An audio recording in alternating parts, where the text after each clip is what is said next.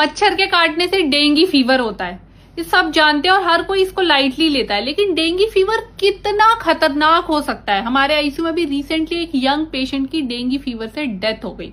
Dengue fever के सबसे severe forms है जिसे हम सिवियर डेंगू और डेंगू शॉक सिंड्रोम कहते हैं।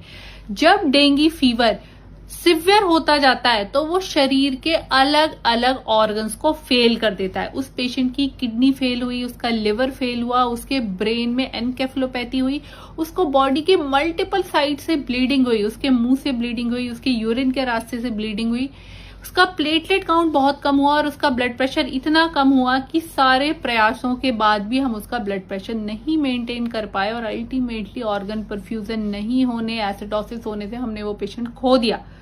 तो मच्छर का काटना, ये डेंगू फीवर होना इतना खतरनाक हो सकता है, स्पेशली अगर आपको लाइफ में पहले डेंगू फीवर हो रखा है तो। इसीलिए मच्छरों के काटने से बचें। मॉर्निंग आवर और इवनिंग आवर में अगर आप घर से बाहर निकलते हैं तो पूरे कपड़े पहन करके निकले, मॉस्किटो रेपेलेंट यूज करके निकले।